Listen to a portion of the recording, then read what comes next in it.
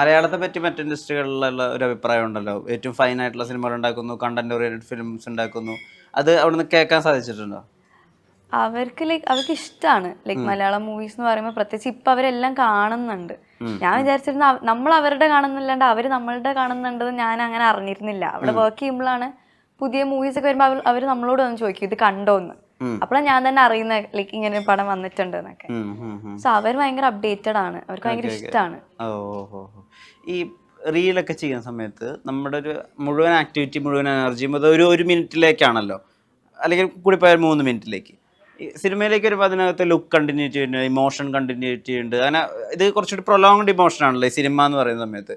അത് പെട്ടെന്ന് കിട്ടുമോ അഭിനയിക്കാൻ വേണ്ടി ചെല്ലുമ്പോൾ തന്നെ? എനിക്ക് അങ്ങനെ അത്രയും ബുദ്ധിമുട്ടുണ്ടായിരുന്നില്ല. കാരണം ഓരോ ഡീറ്റെയിൽസ് ആണെങ്കിലും ഓരോ സീനിൻ്റെ ചെറിയ ചെറിയ ഡീറ്റെയിലിംഗ് ആണെങ്കിൽ പോലും വിഷ്ണു ചേട്ടൻ അത് അത്രയും ഇതായിട്ട് പറഞ്ഞു തന്നിട്ടുണ്ടായിരുന്നു. അഭിലാഷ് ചേട്ടനാണെങ്കിലും നമുക്കതിലൊരു ഡൗട്ട് പോലും വരാത്ത വിധം അവരത്രയും രസമായിട്ടത് ഡിസ്ക്രൈബ് ചെയ്ത് തന്നിട്ടുണ്ടായിരുന്നു. അപ്പോൾ ആ ക്യാരക്ടർ എന്താണെന്ന് ശരിക്കും മനസ്സിലായതുകൊണ്ട് എനിക്ക് എന്തോ ഭാഗ്യം കൊണ്ടാണോ എന്നറിയില്ല, ചെയ്യാൻ ബുദ്ധിമുട്ടുണ്ടായിരുന്നില്ല.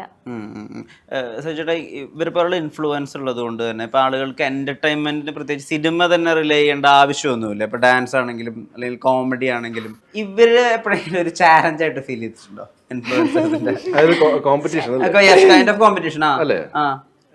അങ്ങനെ ആക്ച്വലി ഫീൽ ചെയ്തിട്ടില്ല. ബിക്കോസ് ഇതിപ്പം ഞാൻ ഇവരുടെ കൂടെ ആ കാലഘട്ടത്തിൽ വരുന്ന ഒരു പുതുമുഖമാണെങ്കിൽ, കണ്ടംപററി ആണെങ്കിൽ അത് ആ സമയത്ത് ചിലപ്പോൾ അങ്ങനെ ഫീൽ ചെയ്യാം. അങ്ങനെ എനിക്ക് തോന്നുന്നത്. ചോദ്യം എന്നോട് ആരും ചോദിച്ചില്ല, അതിനെപ്പറ്റി ആലോചിച്ചിട്ടില്ല. എനിക്ക് തോന്നുന്ന, പക്ഷെ ഇപ്പൊ അത് തോന്നുന്നില്ല. ഇനിയിപ്പോ ഞാൻ ഇൻഫ്ലുവൻസർ ആയിരുന്നില്ല, ഇവരുടെ കൂടെയൊക്കെ തന്നെയാണ് എന്റെ ഡെബ്യൂവും അല്ലെങ്കിൽ അടുപ്പിച്ചൊക്കെ ആണെങ്കിൽ ഡെഫിനറ്റ്ലി അത് തോന്നിയാണ്. പിന്നെ വേറൊരു കാര്യം ഞാനിപ്പോ ഇങ്ങനെ ആലോചിക്കുകയായിരുന്നു, മാളവിക ആയിട്ടുള്ള കാര്യം. അതായത് പ്രകാശൻ പറക്കട്ടയില് ഞങ്ങൾ ഒരേ സിനിമയിൽ 2 പേരും അഭിനയിച്ചിട്ടുണ്ട്. ഞങ്ങൾ ജയമഹേന്ദ്രൻ എന്ന് പറഞ്ഞ വെബ് സീരീസിൽ 2 പേരും അഭിനയിച്ചിട്ടുണ്ട്.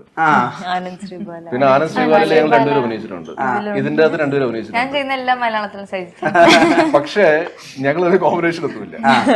ഞങ്ങൾ ഈ ലൊക്കേഷനിൽ, എനിക്ക് തോന്നുന്ന സുമതിയോളവിന്റെ ലൊക്കേഷനിലാണ് ആദ്യമായിട്ട് കാണുന്നത്. ലൊക്കേഷനിൽ കണ്ടു, കാരണം കോമ്പിനേഷൻ ഒന്നും ഉണ്ടായിട്ടല്ല.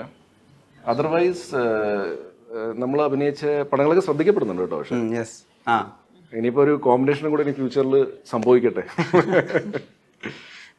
ഈ പ്രീവിയസ് ഔട്ടിംഗ് ആയിട്ടുള്ള ഫ്ലാസ്കില് കുറെ ആളുകൾ ആ പടത്തിന് ന്യൂട്ടനായിട്ടൊക്കെ ബന്ധപ്പെടുത്തി, ഐ മീൻ ഹിന്ദിയിലെ ന്യൂട്ടൺ, രാജ്കുമാർ റാവിന്റെ ന്യൂട്ടനായിട്ടും അല്ലെങ്കിൽ ഉണ്ടൊക്കെ ആയിട്ട് റിലേറ്റ് ചെയ്ത് എഴുതിയിരുന്നു. അത്രയും പൊട്ടൻഷ്യൽ ഉള്ള സിനിമയാണ് എന്നുള്ള രീതിയിൽ. ഫ്ലാസ്ക് കുറച്ചുകൂടി ബെറ്റർ ആയിട്ട് റിസീവ് ആവണമെന്ന് ഫീൽ ചെയ്യുന്നുണ്ടോ ഇപ്പോ? എൻ്റെ പടങ്ങളുടെ ഒരു എനിക്ക് തോന്നുന്നത് ഒരുപക്ഷെ ചിലപ്പം ആൾക്കാർക്ക് ഇനിയിപ്പോൾ എന്നെ തിയേറ്ററിൽ കാണാൻ താല്പര്യമില്ലയോ, OTT-ൽ മാത്രം കാണാനാണ് താല്പര്യമെന്ന് എനിക്ക് അറിയില്ല. ഞാൻ ലീഡ് ചെയ്യുന്ന സിനിമകളെ, മറ്റുള്ള സിനിമകളിൽ പിന്നെ സപ്പോർട്ടിംഗ് റോൾ ചെയ്യുകയാണെങ്കിൽ നായകന്മാർ വേറെയാണല്ലോ, അപ്പോൾ അവരെ തിയേറ്ററിൽ പോയി ആൾക്കാർ കണ്ടോളും. അങ്ങനെയൊക്കെയുള്ളൊരു സംശയമുണ്ട്. കാരണം ഞാൻ ഭയങ്കര സെലക്റ്റീവായിട്ട് ഒരു രീതിയിലും അത് ഭയങ്കര ഫിൽട്ടർ ചെയ്താണ് ഞാൻ സിനിമകൾ ചെയ്യാൻ ശ്രമിക്കുന്നത്. അതായത് ഒരു മിനിമം ഗ്യാരണ്ടി ഉണ്ടാവണം. ഞാൻ അഭിനയിക്കുന്ന സിനിമ സൈജു കുറുപ്പിന്റെ സിനിമ ആകുമ്പോഴത്തേക്കും അവർക്കൊരു മിനിമം എന്റർടൈൻമെന്റ് കിട്ടണം. എപ്പോഴും ഇതാലോചിച്ചാണ് ഞാനൊരു കഥ കേൾക്കുന്നത്.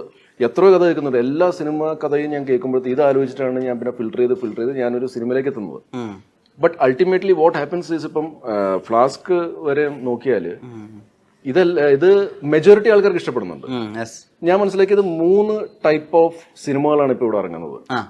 ഒന്ന് ക്രിട്ടിക്സിനും സിനിമാക്കാർക്കും സാധാരണ ഓഡിയൻസിനും ഇഷ്ടപ്പെടുന്നത്. ഓക്കെ, അപ്പൊ എല്ലാവർക്കും ഇഷ്ടപ്പെടും. ഒന്ന് ആർക്കും ഇഷ്ടപ്പെടുന്നില്ല. ഓക്കെ, ഒന്ന് സിനിമാക്കാർക്കും ക്രിട്ടിക്സിനും ഇഷ്ടപ്പെടില്ല, സാധാരണ ഓഡിയൻസിന് ഇഷ്ടപ്പെടുന്നുണ്ട്. അപ്പൊ ഈ 3ാമത്തെ കാറ്റഗറിയിലാണ് എന്റെ സിനിമകൾ പെടുന്നതെന്ന് തോന്നുന്നു. അതായത് ക്രിട്ടിക്സിനും സിനിമാക്കാരിപ്പം എന്നെ വെച്ച് പടം ചെയ്യാൻ പോകുന്ന ഡയറക്ടേഴ്സും എന്നെ വെച്ച് പടം ചെയ്ത ആൾക്കാരും ഒക്കെ ഇങ്ങനെ നോക്കിക്കൊണ്ടിരിക്കുകയാണ് എന്റെ സിനിമകൾ. നാച്ചുറലി അങ്ങനെ ആയിരിക്കുമല്ലോ. അവർ പോയി കണ്ടിട്ട് അവരെന്നെ പിന്നെ വിളിക്കൂല. എനിക്കറിയാം ഇവർ പോയിട്ടുള്ള കാര്യം, പക്ഷെ ഇവരെന്നെ വിളിക്കൂല, കണ്ട കാര്യം പറയില്ല. അപ്പൊ തന്നെ എനിക്ക് മനസ്സിലായി ഇവർക്ക് അത് ഇഷ്ടപ്പെട്ടിട്ടില്ല. അപ്പൊ നമ്മളോർക്കും, അപ്പൊ ഇത് ഫസ്റ്റ് ഡേ 10 മിനിറ്റൊക്കെ ഷോ ആണ് കേട്ടോ ഇവർ കാണുന്നത്. അത് കഴിയുമ്പോഴത്തേക്കും നമ്മളൊന്ന് ഡൗൺ ആവും. പക്ഷെ അന്ന് വൈകുന്നേരം തൊട്ട് സാധാരണ ആൾക്കാർ ഇൻസ്റ്റാഗ്രാമിലും ഫേസ്ബുക്കിലും വാട്സാപ്പിലൊക്കെ മെസ്സേജ് ചെയ്യുമ്പോഴും അറിയുന്നത് ഈ പടം ആക്ച്വലി നല്ലത് തന്നെയാണ് നമ്മൾ അതിനെപ്പറ്റി അറിയുന്നത്. പക്ഷെ ഈ വൈകുന്നേരം വരെയുള്ള സമയം നമ്മൾ ഭയങ്കരമായിട്ട് ഡിപ്രസ്ഡ് ആവും. ഇനിയിപ്പോ നമുക്കറിയാം, ഇനിയിപ്പോ എന്റെ അടുത്ത പടം വരുമ്പോഴത്തേക്ക് ഇത് തന്നെയായിരിക്കും ചിലപ്പോൾ സംഭവിക്കാൻ പോകുന്നത്. പക്ഷെ ആ ഒരു സമയം ഉണ്ടല്ലോ, ആ സമയത്ത് നമ്മൾ ഡിപ്രഷനിലേക്ക് പോകും. ഓക്കെ. അത് 100% നമ്മളിപ്പം ഞാൻ വിഷ്ണുവിനെ കണ്ടു തിയേറ്ററിൽ വരുന്നത്. വിഷ്ണുവിനെ നല്ല പരിചയമുണ്ടല്ലോ, വിഷ്ണുവിന്റെ കയ്യിൽ എൻ്റെ നമ്പറും കാണും. വിഷ്ണു പക്ഷെ എന്നെ വിളിച്ചില്ല, ഞാനാണല്ലോ ലീഡ് റോൾ ചെയ്ത പടത്തിൽ.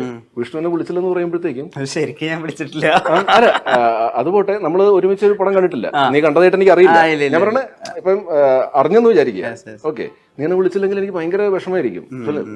വിഷ്ണു എപ്പോഴും നമ്മൾ സംസാരിച്ചോണ്ടിരിക്കുന്ന ആള്, അല്ലെങ്കിൽ എന്നെ വെച്ച് പടം ചെയ്യാൻ പോകുന്ന ആളായിരിക്കും വിഷ്ണു. പക്ഷെ എന്നെ വിളിച്ചില്ല, അപ്പം എനിക്ക് ഭയങ്കര വിഷമം ഉണ്ടാകുമല്ലോ. അപ്പം അവരുടെ ആംഗിൾ എന്തായിരിക്കും എന്ന് വെച്ചാല്, ഇനി വിളിച്ച് നമുക്ക് നുണ പറയണ്ടല്ലോ വെറുതെ, നമുക്ക് ഇഷ്ടപ്പെട്ടിട്ടില്ല. അപ്പൊ വെറുതെ നമ്മൾ വിളിച്ച് നുണ പറയണ്ട, ഇനിയിപ്പോ സത്യം പറയാനും പറ്റില്ല അല്ലെ. സത്യം പറഞ്ഞാല് എനിക്ക് ചില റിലീസായ ദിവസം തന്നെ ഒരു നെഗറ്റീവ് പറഞ്ഞാൽ നമുക്ക് ഫീൽ ചെയ്യുമല്ലോ. അപ്പം അതുകൊണ്ടൊക്കെ ആയിരിക്കും ഇതൊരു വളരെ ഡൈസി ആയിട്ടുള്ളൊരു സിറ്റുവേഷൻ ആണിത്, മനസ്സിലായില്ലേ. പക്ഷെ ഞാൻ അതിൽ നിന്നൊക്കെ റിക്കവർ ആയി കഴിഞ്ഞു, പെർമനന്റ്ലി റിക്കവർ ആയി. അതായത് ആദ്യം എനിക്ക് വിഷമമായിരുന്നു ഇവരിങ്ങനെ വിളിക്കാത്തപ്പോൾ, പക്ഷെ ഇപ്പൊ ഞാനത് മനസ്സിലാക്കി. ശരി, അത് ആ ഒരു ഇൻഡിവിജ്വലിന് ഇഷ്ടപ്പെട്ടിട്ടില്ല, ഓക്കെ. പക്ഷെ നമുക്ക് ഇവിടെ 10 പേർക്ക് വരെ ഇവിടെ 150 പേര് നമുക്ക് മെസ്സേജ് ചെയ്യുന്നുണ്ട്, അല്ലെങ്കിൽ സ്റ്റോറീസ് ഇടുന്നുണ്ട്, സ്റ്റോറി മെൻഷൻസ് വരുന്നുണ്ട്. അപ്പൊ ഇതിന്നൊക്കെ നമ്മൾ മനസ്സിലാക്കുന്നത് ഓക്കെ, ഇവർക്കൊക്കെ ഇഷ്ടപ്പെടുന്നുണ്ട്. അപ്പം വലിയ കുഴപ്പമില്ല, സെലക്ഷൻ ഇസ് ഓക്കെ. പിന്നെ ഞാനും മനുഷ്യനാണ്, എനിക്കും തെറ്റുകൾ പറ്റിയിട്ടുണ്ട്, ഇനി പറ്റുകയും ചെയ്യും, ഓക്കെ. പക്ഷെ എപ്പോഴും ബാക്ക് ഓഫ് ദ മൈൻഡ് ഓരോ കഥ കേൾക്കുമ്പം എൻ്റെ ഇതാണ്, മിനിമം ഗ്യാരണ്ടി ആയിരിക്കണം. ഇത് എവിടെയെങ്കിലും ശ്രദ്ധിക്കപ്പെടണം, ഒന്നിലെ തിയേറ്ററിൽ, അല്ലെങ്കിൽ സാറ്റലൈറ്റിൽ, അല്ലെങ്കിൽ OTT-ൽ, എവിടെയെങ്കിലും നമ്മുടെ പടം ശ്രദ്ധിക്കപ്പെടണം. അപ്പോൾ അത് സംഭവിച്ചിട്ടുണ്ട്. ഇപ്പം എൻ്റെ ഒരു പാസ്റ്റ് 1 ഇയർ ഹിസ്റ്ററി എടുത്താൽ അങ്ങനെ സംഭവിച്ചിട്ടുണ്ട്. ഈ പാസ്റ്റ് 1 ഇയറിലാണ് ഞാൻ കൂടുതൽ നായകൻ ഫിലിംസ് ചെയ്തിട്ടുള്ളത്. ഈ OTT ഉണ്ടാക്കുന്ന ഒരു റിസപ്ഷൻ ഉണ്ടല്ലോ, OTT റിലീസിന് ശേഷം നമുക്ക് കിട്ടുന്ന ഒരു ഫീഡ്ബാക്ക്, അത് തിയേറ്ററിനേക്കാളും ഇപ്പൊ എഫക്റ്റ് ഉണ്ട്, അങ്ങനെ ഫീൽ ചെയ്തിട്ടുണ്ടോ ആഫ്റ്റർ ജോ ഒക്കെ? എനിക്ക് അങ്ങനെ ചോദിച്ചാൽ എനിക്കറിയില്ല. പക്ഷെ ലൈക്ക് കൂടുതൽ പേരും അത് എളുപ്പമായതുകൊണ്ട് അതിലോട്ടിലേക്ക് ഈസി ആയിട്ട് കാണാൻ പറ്റുന്നതുകൊണ്ട് തിയേറ്റർ പോകുന്നില്ല. പോയാൽ അവർക്ക് ഇഷ്ടപ്പെടും, അവർ അത്ര എഫേർട്ട് ഇടുന്നില്ല. അപ്പൊ ലൈക്ക് മേ ബി ആക്ടേഴ്സിനനുസരിച്ചിട്ടാവാം അവർക്ക് ഫീൽ ചെയ്യുന്ന, I don't know. But OTT അങ്ങനെ ഒരു പ്ലാറ്റ്ഫോം ഉള്ളതുകൊണ്ട് ലൈക്ക് ഇങ്ങനെ കാണാൻ പോവാത്തതൊക്കെ അവരിങ്ങനെ കാണുന്നതുകൊണ്ട് നമുക്കാണ് അത് ആക്ച്വലി നല്ലത്. ഇപ്പം ജോ തമിഴ്നാട്ടിൽ അത്യാവശ്യം പോയി, ഐ തിങ്ക് 50 or 60 days അത് ഹൗസ്ഫുൾ ആയി പോയി. പക്ഷെ അങ്ങനെ ഒരു OTT ഇല്ലായിരുന്നെങ്കിൽ ലൈക്ക് കേരളത്തിൽ ഇപ്പൊ അത് അറിയില്ലായിരുന്നു. ഇപ്പൊ എന്റെ ഫാമിലീസ് ഒക്കെ അത് OTT-ലാണ് കണ്ടത്. ബിക്കോസ് ഇവിടെ ഇല്ല, ചില തിയേറ്റേഴ്സിലേ ഉണ്ടായിരുന്നുള്ളൂ. ഞാൻ ചോദിക്കാം, അങ്ങനെയല്ല, in terms of opportunity open ആവുന്നത് ഒരു പടം അതിന്റെ OTT റിലീസ് കഴിയുമ്പോഴാണോ, ഫിലിം ഓപ്പർച്യൂണിറ്റീസ് എന്നുള്ള രീതിയിൽ? അങ്ങനെ അതിൽ മാത്രം എനിക്കറിയില്ല, എനിക്ക് അങ്ങനെ ഒപ്പീനിയൻ ഇല്ല. മേ ബി അതും ആവാം. ബിക്കോസ് ഇപ്പൊ സോഷ്യൽ മീഡിയ OTT വന്നതിന് ശേഷമാണ് കുറെ മൂവീസ് ഇങ്ങനെ സോഷ്യൽ മീഡിയയിൽ റീൽസ് ആയിട്ടൊക്കെ കൂടുതൽ വരുന്നതെന്ന് എനിക്ക് തോന്നി. കാരണം നമ്മൾ അതുവരെ കാണാത്ത, ലൈക്ക് തിയേറ്ററിൽ ഇറങ്ങിയോന്ന് പോലും അറിയാത്ത ചില പടം ലൈക്ക് ഭയങ്കര ഹിറ്റ് ആവുന്നുണ്ട് OTT വരുമ്പോൾ. അപ്പൊ ഇതും ഒരു കാരണം ആവാം. ഭയങ്കര ദൈവവിശ്വാസിയാണല്ലോ. അപ്പൊ ഈ എപ്പത്തെ സൈഡിലെ പ്രേതങ്ങളെയും വിശ്വാസമുണ്ടോ? ഒരു പോസിറ്റീവ് എനർജി ഉണ്ടെങ്കിൽ നെഗറ്റീവ് എനർജി ഉണ്ട് എന്നുള്ളത് ഉള്ളൊരു വിശ്വാസം. അല്ലാണ്ട് പ്രേതം ആ ഒരു രൂപം അതൊക്കെ ഒരു ഫിക്ഷൻ, ലൈക്ക് മൂവി, ബുക്ക് അങ്ങനത്തെ വന്നതാണ്. പക്ഷെ എനിക്കറിയില്ല, എനിക്ക് നേരിട്ട് അങ്ങനെ എക്സ്പീരിയൻസ് ഇല്ല. പക്ഷെ ഒരു നെഗറ്റീവ് എനർജി ഉണ്ട് എന്നുള്ള ഒരു വിശ്വാസമുണ്ട്, പേടിയുണ്ട്.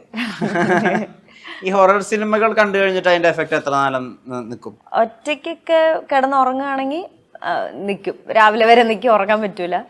പക്ഷെ ആരുടെയും കൂടെ കിടന്നുറങ്ങുകയാണെങ്കിൽ കുഴപ്പമില്ല. ഒറ്റയ്ക്ക് ഉറങ്ങുമ്പോൾ ഞാൻ ഹൊറർ സിനിമ കാണാറില്ല. ഈ ഹൊറർ സിനിമകളുണ്ടല്ലോ, അപ്പം ആ സിനിമകളായിട്ട് നമുക്ക് റിലേറ്റ് ചെയ്യാൻ പറ്റുന്നൊരു ഏരിയ എന്ന് പറയുന്നത് അതിൻ്റെ ബാക്ക് സ്റ്റോറി എത്രത്തോളം കണക്ട് ആവുന്നു എന്നുള്ള രീതിയിലാണ്. നിങ്ങൾക്കൊക്കെ എത്രമാത്രം അത് അറിയുമെന്ന് എനിക്കറിയില്ല. ഒരു ഗോസ്റ്റിൻ്റെ ഒരു ബാക്ക് സ്റ്റോറി ഓഡിയൻസിന് കണക്ട് ആയാൽ ആ പടം വർക്കാണ്. ഇപ്പോൾ എനിക്ക് കാഞ്ചന എടുത്താൽ അല്ലെങ്കിൽ മണിച്ചിത്രത്താഴ് എടുത്താൽ ഇതിൻ്റെയൊക്കെ ഒരു ഫോർമുല അതാണ്. അതായത് ആരാണോ ബാധിക്കപ്പെട്ടത് അയാളുടെ സ്റ്റോറി വർക്ക് ആയാൽ പടം വർക്കാവും. അങ്ങനെ ഒരു ഏരിയ സമിതിയുള്ളവരുണ്ടോ? എത്രത്തോളം പറയാൻ പറ്റും? അത് ഇവര് പറയും. ബാക്ക് സ്റ്റോറി അല്ല, നമ്മൾ ഒറിജിനൽ സുമതി വളവിന്റെ അല്ല ചെയ്യുന്നത്. നമ്മൾ അതിന്റെ ആ ഒരു എസെൻസ് മാത്രമേ. ശരിക്കും സുമതി വളവ് ഉള്ള ഒരു സ്ഥലത്ത് നടക്കുന്ന ഒരു വിഷനാണ്.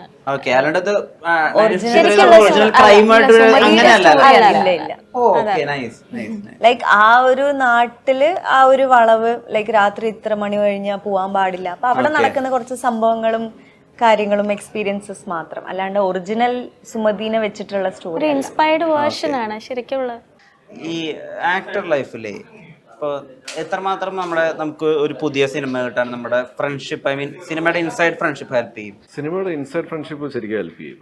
ഓക്കെ, അത് സംശയമില്ലാത്ത കാര്യമാണ്. ഒരു ഫ്രണ്ട്ഷിപ്പ് തന്നെ വേണമെന്നില്ല.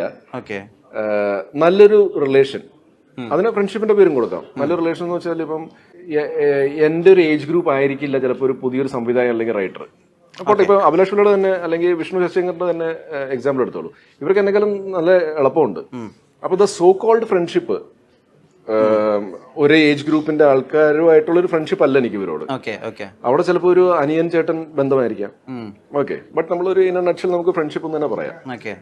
അഭിലാഷ് മാളികപ്പുറത്തില് എന്നെ കാസ്റ്റ് ചെയ്തു, അല്ല ആര് കാസ്റ്റ് ചെയ്താലും, അഭിലാഷാണോ വിഷ്ണു ആണോ അറിയില്ല, വോട്ടവർ, ഞാൻ അതിനകത്ത് അഭിനയിച്ചു. അതിനുശേഷം അഭിലാഷ് എഴുതുന്ന കഥകളിലൊക്കെ എനിക്കൊരു കഥാപാത്രം കാണും.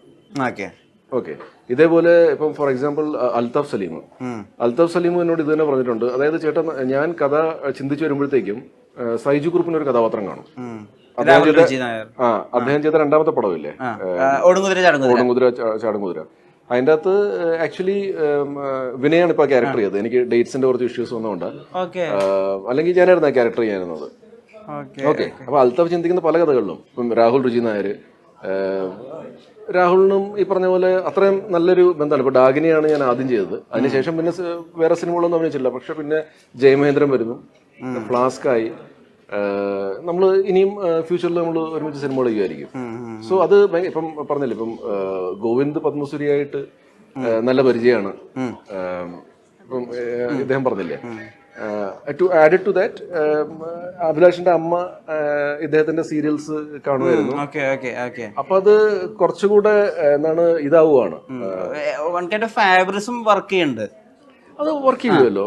നമ്മളിപ്പം പണ്ട് തൊട്ടുള്ള സിനിമകൾ എടുത്തു നോക്കിയോ, നമുക്ക് ഇഷ്ടപ്പെട്ട ആൾക്കാരുമായിട്ട് ഇപ്പൊ പോട്ടെ, നമ്മള് നമ്മൾ ഏത് ബിസിനസ്സും എടുത്തു നോക്കിയോ, നമുക്ക് ഇഷ്ടപ്പെട്ട ആൾക്കാരെ നമ്മൾ കൂടെ നിർത്താനല്ലേ നമ്മൾ നോക്കുള്ളൂ. അത് കംഫർട്ടിന്റെ ഒരു ഭയങ്കര ഫാക്ടർ ഉണ്ട്. പിന്നെ നമുക്ക് ഇൻ ആൻഡ് ഔട്ട് അറിയാം, ഇയാൾക്ക് ഇതൊക്കെയാണ് ഇയാളുടെ പ്ലസ്, ഇതൊക്കെയാണ് ഇയാളുടെ മൈനസസ്. അപ്പൊ അത് നമ്മൾ ഓൾറെഡി പ്രിപ്പയർഡ് ആണ്. മറ്റേതല്ലെങ്കിൽ ഒരു പുതിയൊരാൾ വരുമ്പോഴത്തേക്കും പെട്ടെന്ന് നമുക്കിത് അക്സെപ്റ്റ് ചെയ്യാൻ പറ്റില്ല നെഗറ്റീവ്സ് കണ്ടിട്ട്. ഇപ്പൊ നെഗറ്റീവ്സ് എന്ന് പറഞ്ഞാൽ ഞാൻ ഉദ്ദേശിക്കുന്നത് ചിലപ്പം ഒരു അരമണിക്കൂർ ലേറ്റ് ആകും വരാൻ, ഇങ്ങനെയുള്ള നെഗറ്റീവ്സ് ഉണ്ടല്ലോ, പങ്ക്ച്വാലിറ്റിയുടെ കാര്യത്തിൽ അങ്ങനെയൊക്കെ ഉണ്ടല്ലോ.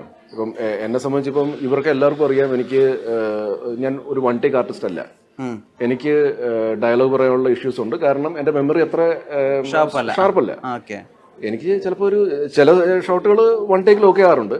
പക്ഷെ മിക്കവാറും ഒക്കെ എനിക്കൊരു 2, 3, 4, 5 ഒക്കെ എടുക്കും ഞാൻ. അപ്പം ഈ ഡിജിറ്റലിന്റെ കൂടെ ഒരു സപ്പോർട്ട് ഉണ്ട് എനിക്ക്. മറ്റേ ഫിലിം ആയിരുന്നപ്പോഴത്തേക്കും എങ്ങനെയെങ്കിലും പറഞ്ഞ് ഒപ്പിക്കായിരുന്നു. പക്ഷെ ഇപ്പൊ ഞാൻ നോക്കുന്നത് ഇല്ല, ഇത് കറക്റ്റ് ആയിട്ട് വേണ്ട രീതിയിൽ തന്നെ പറയണം. അപ്പൊ അതുകൊണ്ട് I take more number of takes.